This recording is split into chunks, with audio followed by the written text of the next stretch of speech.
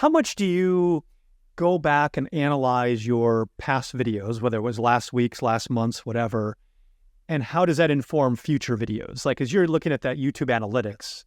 Yeah. So, and the strong thing I tell everybody is don't get caught up in views, even as I say that, I can't lie. I do sometimes get caught up in views because sometimes I'm just like, I know this is going to be a good hard-hitting video. And when you post it, YouTube kind of tells you how it's performing compared to the last 10 videos.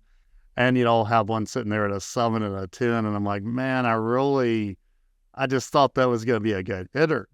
But there is a more important one, and I think this is important whether it's a successful video or a bad video, and that's the audience retention. Because I think that tells us where we did things right and where we did things wrong.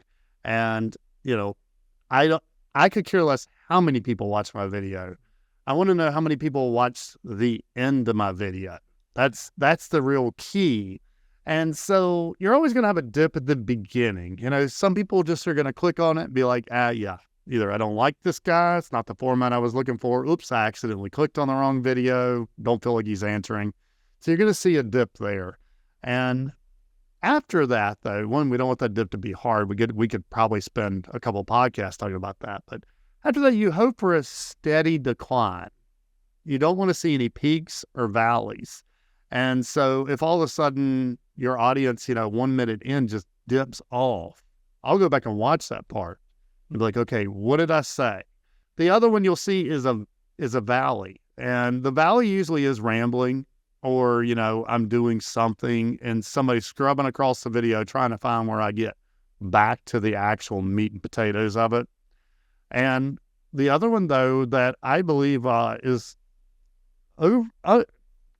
not getting given enough attention is spikes. So sometimes, your audience retention is going down and you'll see it raise back up and you'll have a little hump in it. And usually you said something important there.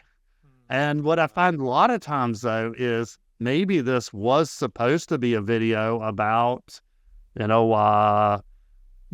since we're talking about audience retention now, maybe just on how to find your audience retention. And all of a sudden, I talked about spikes. And so people go back and they replay that part. And so talking about finding valuable content, whatever I said in there usually is not going to be the main topic of that video. And so that will make a good, video on its own. So I'll write that down as something. But yeah, really looking at those, trying to make those declines. You hate to use the word decline, but you're always going to have a decline in audience retention as your video's on. Making them as flat as possible and mainly getting rid of any valleys or hard drops.